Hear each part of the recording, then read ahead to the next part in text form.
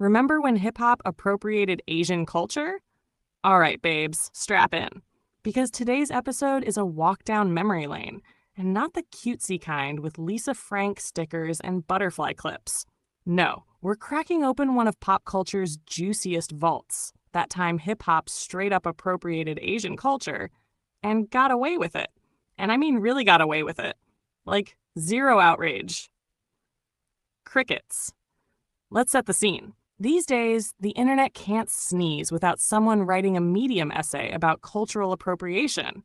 We've all seen it. Kylie Jenner in cornrows, Ariana Grande rapping in a fake hood accent, Madonna cosplaying Bollywood. People lose their minds, and honestly, sometimes rightfully so.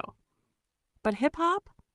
Hip-hop's relationship with Asian culture is one of the biggest we don't talk about that moments in pop culture history. Let's start with the legends. Wu-Tang Clan. These guys didn't just dabble in kung fu aesthetics, they baptized themselves in it. Their name? Lifted from the 1983 martial arts flick Shaolin and Wu-Tang. Their debut album, Enter the Wu-Tang, 36 Chambers? Direct nod to kung fu training chambers. RZA was basically running a one-man Bruce Lee film festival in his basement. They laced their music with martial arts samples, movie dialogue, and Shaolin philosophy until it sounded like the Bronx and Beijing had a baby. And fans? We were obsessed. Wu-Tang wasn't just a rap group, they were a mythology. Suddenly, Staten Island was a Shaolin temple, Method Man was a monk, and kung fu movies went from Saturday afternoon filler to cultural scripture. But let's be clear, Wu-Tang weren't alone. Hip-hop as a whole has always been fascinated with Asian imagery. Nicki Minaj, queen of camp herself, gave us Chun-Li, stomping around in cosplay with chopsticks jammed in her wig like a high-fashion hibachi chef. But let's not forget Your Love, where she popped up in a full kimono, playing geisha fantasy in a music video with enough cultural references to make an Asian studies professor pull an all-nighter. And beyond Nicki, you've got Kendrick Lamar rapping about ninjas, Kanye dropping samurai visuals, Lil Wayne tossing around cool metaphors like confetti. Asian culture in hip-hop is everywhere. Katanas, dragons, lotus flowers, karate metaphors. It's practically its own subgenre. And here's the tea. Nobody ever really called it out. Meanwhile, across the ocean, if a K-pop idol puts in box braids for 2 minutes, Twitter explodes into a 5-day symposium. The double standard is glaring. And it's not just hip-hop. Hollywood action movies?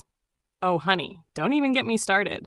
Martial arts were like catnip for white male action stars. Jean-Claude Van Damme built his entire career on high kicks he learned watching kung fu imports. Steven Seagal strutted around in ponytails and kimonos pretending he was some Zen Aikido master, when in reality, let's just say the receipts on his skills are debated. And then there's The Matrix, a movie literally worshipped by film bros and philosophy majors alike. What did it give us? Keanu Reeves in a trench coat dodging bullets in slow motion while spouting Zen koans and pulling martial arts moves choreographed by a Hong Kong fight director. They didn't even try to hide it. The Matrix was kung fu fan fiction dressed up as sci-fi. So let's zoom out. By the late 90s and early 2000s, Asian aesthetics weren't just in hip-hop. They were everywhere. Rap, action flicks, pop music videos. America was on a martial arts bender, and nobody stopped to ask, is this admiration or appropriation? Now, let's be messy. The answer is both. On one side, you've got artists like Wu-Tang who clearly came from a place of reverence. They studied these films, internalized the philosophy, made it part of their art in a transformative way. That's cultural exchange. That's borrowing with respect. On the other side, you've got the shallow stuff. Throwing on a kimono because it looks exotic. Using chopsticks as a hair accessory. Casting mystical Asian sensei characters in movies just to make the white lead look cooler. That's appropriation in its laziest form. Surface-level costume play without context. And here's the kicker. Society let all of this slide. Because unlike other marginalized groups, Asians didn't get the same level of cultural defense in American discourse. Like one Redditor bluntly said, race issues in America are boiled down to black and white. And that's the ugly truth. Asian struggles with racism were either downplayed or ignored, leaving space for everyone else to borrow without consequence. So where does that leave us? In the messy middle. Appropriation and appreciation are holding hands, sipping bubble tea, and waiting for someone to define the damn line. Because yes, hip-hop absolutely appropriated Asian culture. Yes, Hollywood action stars fetishized martial arts. Yes, The Matrix would have been nothing without kung fu choreography.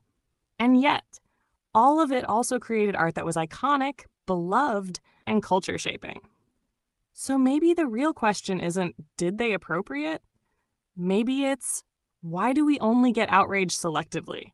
Why is Nicki Minaj in a kimono shrugged off, while a Korean pop star in braids sparks an internet civil war? Why do we let one slide and crucify the other? The answer, babes, is messy.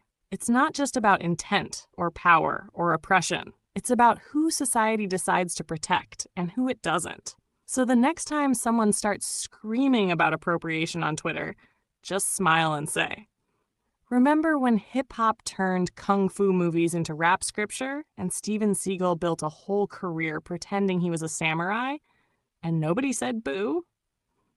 Then sip your matcha, drop the mic, and watch the discourse go nuclear. And babes, before I let you go, I need to get real with you for a second. You know how we just spent minutes dragging hip-hop, Hollywood, and Steven Seagal's ponytail? Well, now I've got to drag someone else. The YouTube algorithm. See, the algorithm is like that messy friend who only hangs out with you if you're already popular.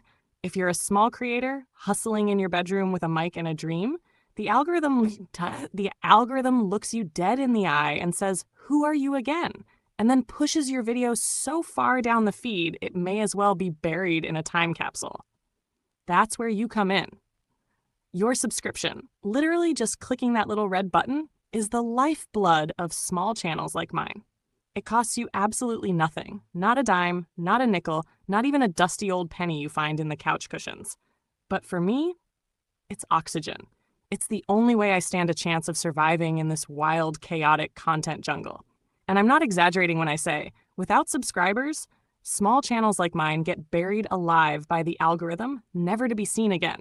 Which means all the juicy pop culture vaults, all the spicy deep dives, all the shade I've got saved up, poof, gone. So if you enjoyed today's video, if you laughed, if you learned something, or even if you just stayed for the Steven Seagal slander, hit that subscribe button.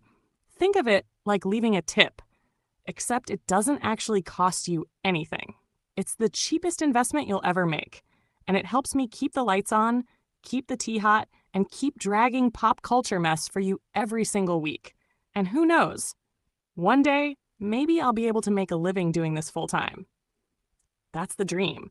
But the only way that dream happens is if enough of you beautiful babes subscribe, share, and help this little corner of the internet grow into something big. So yeah, that's my pitch. Subscribe, stay messy, and let's keep poking the pop culture bear together.